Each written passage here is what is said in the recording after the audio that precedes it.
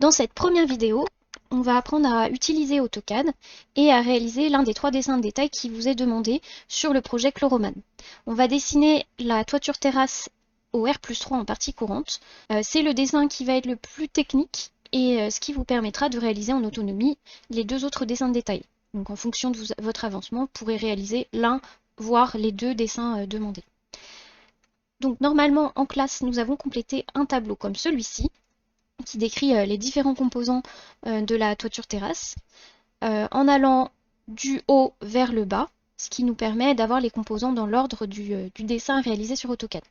On a travaillé à l'aide des plans coupe et puis notices descriptifs pour retrouver les épaisseurs des éléments et les différents composants.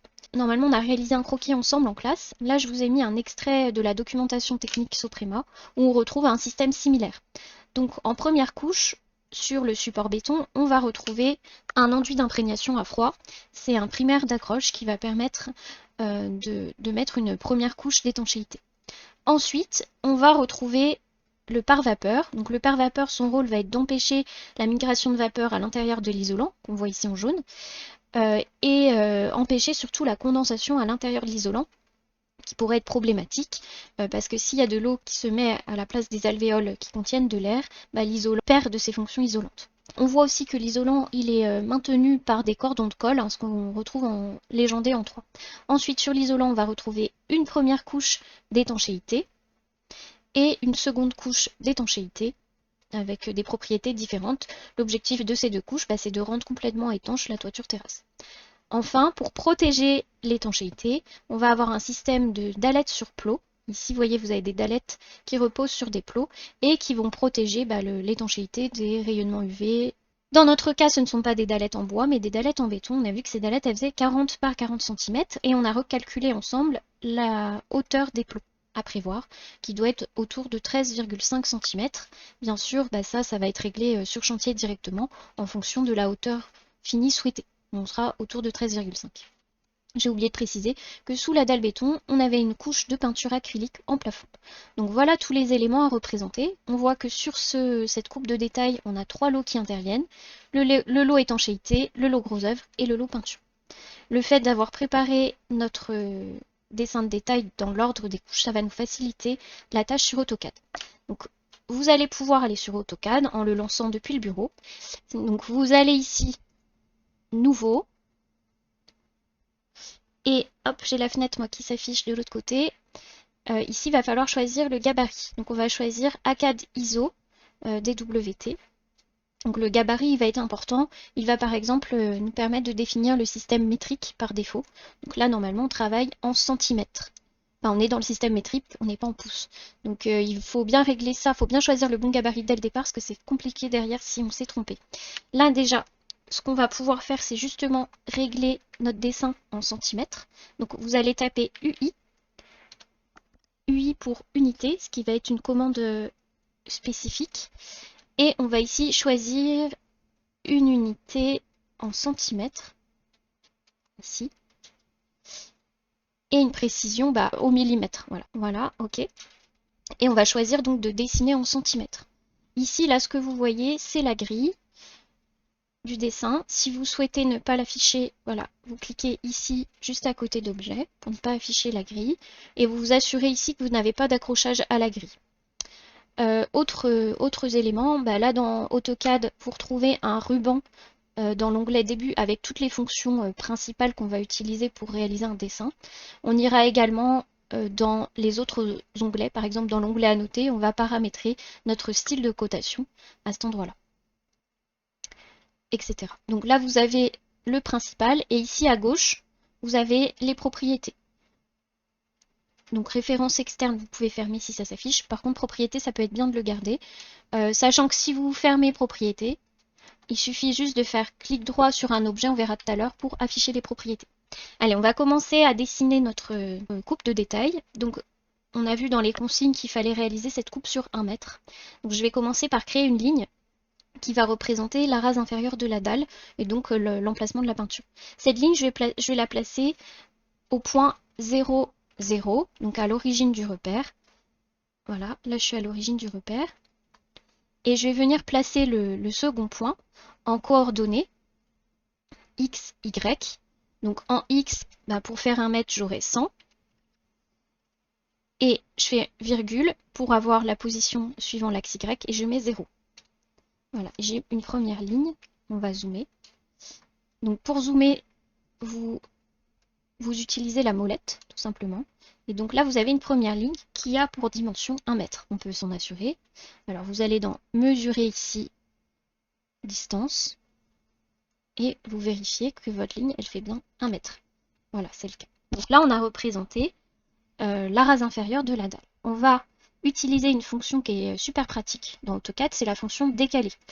On va donc décaler de 20 cm pour créer l'épaisseur de dalle, hein, puisqu'on avait vu que dans notre petit tableau, ici, qu'on a une dalle béton de 20 cm. Je n'ai pas précisé, mais moi, je vais faire le dessin du bas vers le haut. Voilà. Donc, je spécifie une distance de 20 cm, je tape sur Entrée, et je clique sur la ligne à décaler. Et je la décale de 20 cm. Voilà, donc j'ai créé une première ligne comme ça.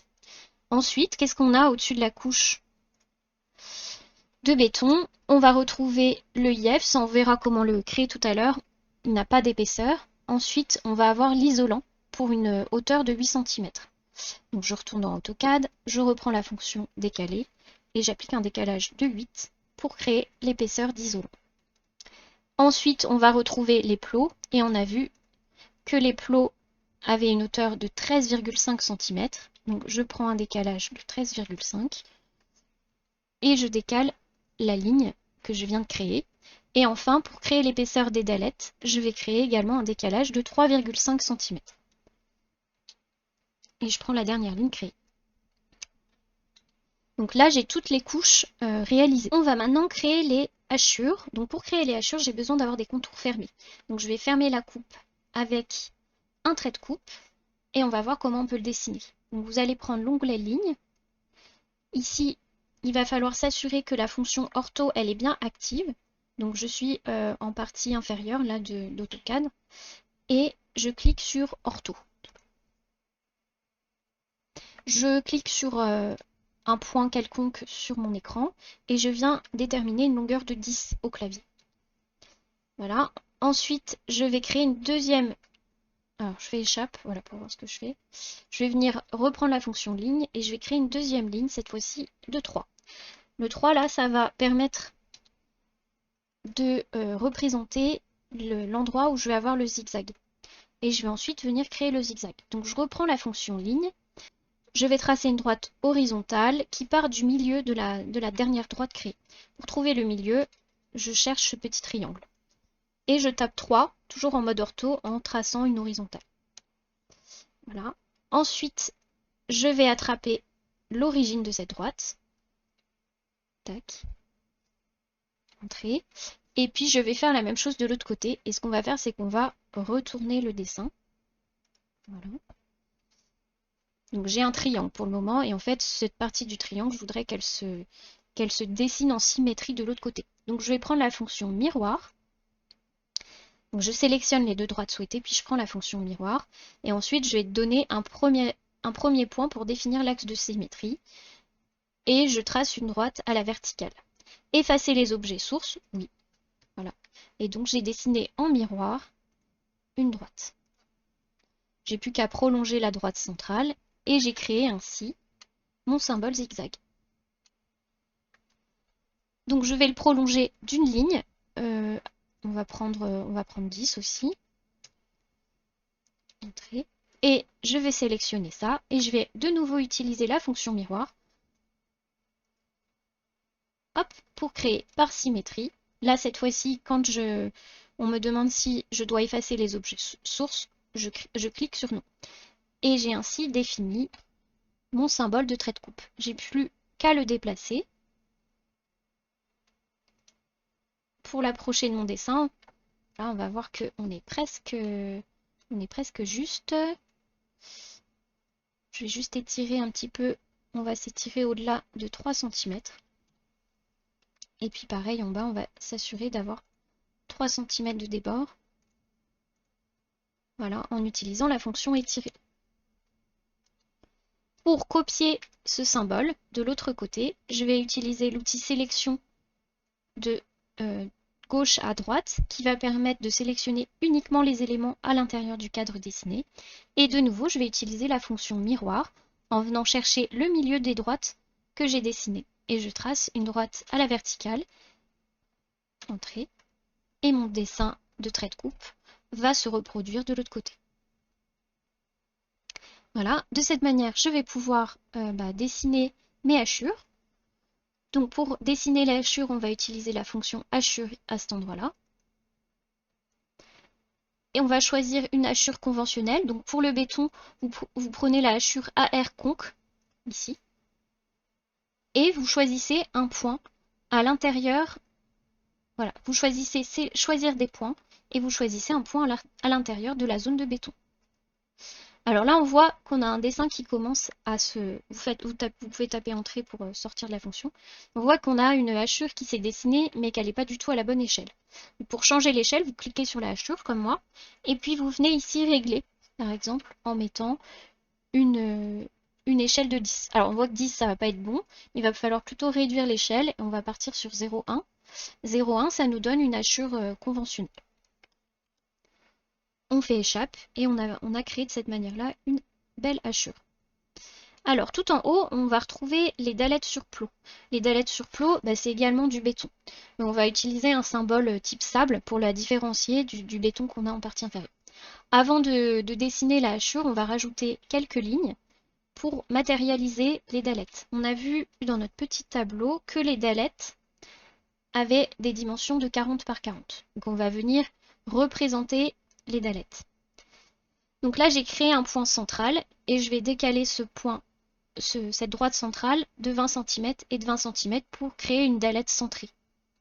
Donc je prends la fonction décaler, je définis un décalage de 20, je sélectionne le petit trait qui représente le centre de la section et je décale de part et d'autre. Et j'ai ainsi créé une dalette centrale et deux bouts de dalette coupés sur les côtés. On va venir créer la hachure des dalettes. Comme c'est un motif, comme c'est du béton, on va prendre un motif qui se rapproche du béton, mais cette fois-ci, on va prendre la hachure AR Sand que vous avez ici. Alors, comme tout à l'heure, vous cliquez au centre de l'élément et vous voyez que la hachure se dessine. Ici, si vous trouvez que les petits points sont un peu trop espacés, que la hachure n'est pas assez visible, vous venez changer l'échelle et par exemple, vous passez à 0,05.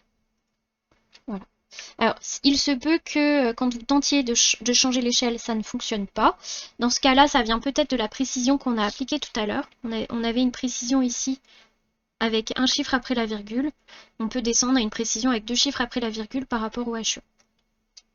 Alors, il nous reste à dessiner ici la hachure de l'isolant. Avant ça, on va créer les épaisseurs de pare vapeur et d'étanchéité. Donc les épaisseurs de pare vapeur et d'étanchéité, elles sont très fines. On prendra 0,5 cm pour les représenter, voire 0,3 cm. Allez, on va voir ce que ça donne. Donc je commence par l'enduit d'imprégnation à froid. Donc je vais prendre un décalage de 0,5. Et je vais prendre la droite qui représente la race supérieure de la dalle et je le décale. Et je la décale vers le haut. Je fais de même 2 fois au-dessus de l'isolant. Voilà, normalement vous avez ça comme ça. Pour représenter le pare-vapeur ou le IF, en fait, vous allez avoir une hachure en pointillé. Donc ici, on va créer des petits rectangles fermés. On va utiliser pour ça la fonction réseau. Et ensuite, on va utiliser la fonction hachure pour compléter ces rectangles en noir. Donc, on va dessiner une première ligne. Cette ligne, on va la dessiner à... Allez, on va la mettre à 2 cm du bord. Et on va faire en sorte que cette ligne soit verticale. Une fois que j'ai cette ligne, je vais pouvoir utiliser la fonction réseau que vous retrouvez là.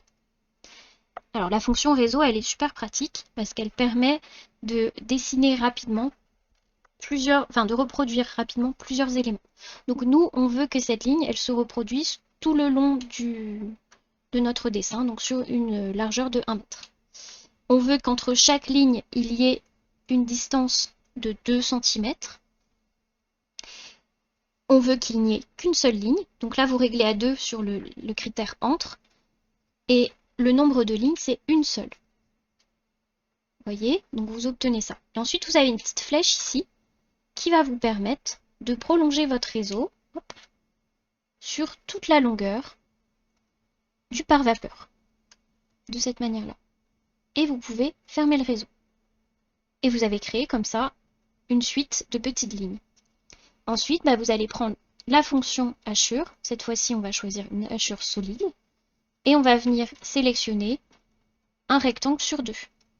Donc ça, c'est un petit peu long, mais c'est tout à fait faisable.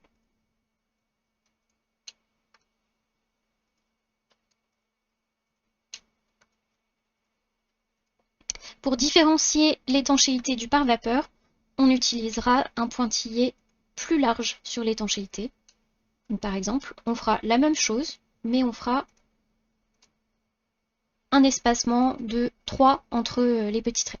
Quand on a terminé, on valide.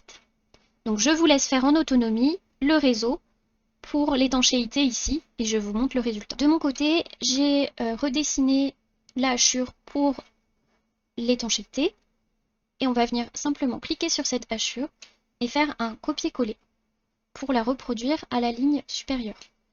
Alors, en général, les hachures, elles sont un tout petit peu décalées. Donc, je vais dans l'onglet Début, je prends la fonction Copier. Là, ici, vous voyez que dans la barre de commande, AutoCAD me demande de spécifier un point de base de déplacement. Donc, je vais choisir ce point-ci, ici, et je vais le décaler là. Comme ça, hop, et je tape sur Entrée.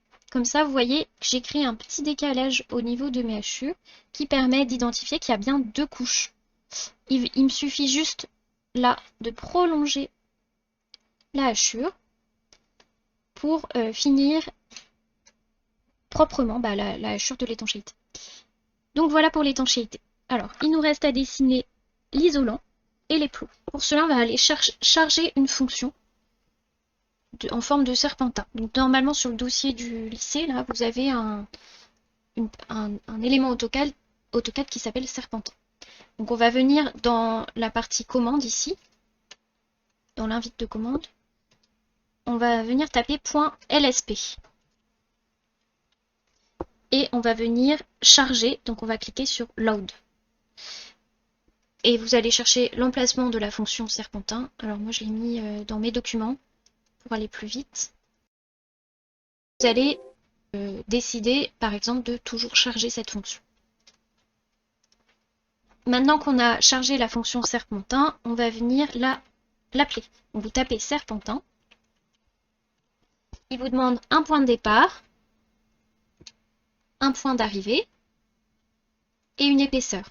L'épaisseur du serpentin, normalement, elle devrait être de 8, mais comme j'ai pris 0,5 cm pour le IF et le pare-vapeur, je vais définir 7,5 d'épaisseur.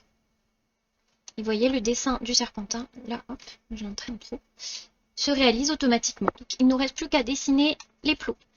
Donc les plots, on va venir mesurer ici la hauteur des plots, 12,5, et on va les dessiner à côté, puis on les déplacera à l'intérieur. Donc je trace une droite avec une hauteur de 12,5. Entrée. Ici, à l'extrémité basse de la droite, je vais venir tracer une petite droite de 2. Et je vais venir dessiner la base du plot. On prendra 1 cm de haut et 4 de long. Et on redescend de 1 cm.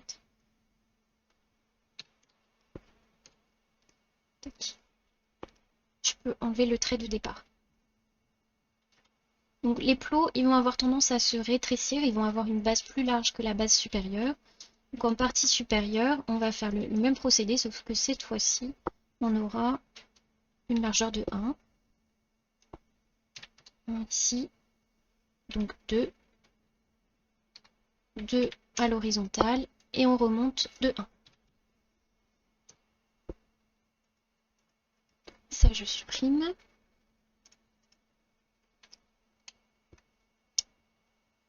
Et là maintenant, on va venir faire partir une droite comme ça, qui va remonter jusqu'ici, qui va matérialiser la forme de cône. Alors je vous remontre dans mon petit dessin de détail, vous voyez, hein, les plots Ici, ils ont une petite forme conique. Donc c'est pour ça qu'on va les représenter de cette manière. Ce qu'on va faire, on va venir créer une petite droite de 0,5 ici.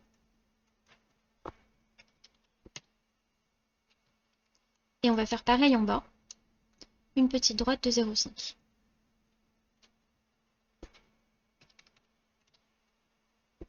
Et on va rejoindre ces deux droites. Après, vous pouvez supprimer les deux droites de construction. Et cette droite-là, on va la copier par symétrie en utilisant la fonction miroir. Voilà. On ne va pas garder les objets sources. On va garder pour l'instant la ligne centrale, ce qui va nous permettre de positionner correctement. Donc là, on a créé un premier plot. Et on va venir le copier depuis ce point.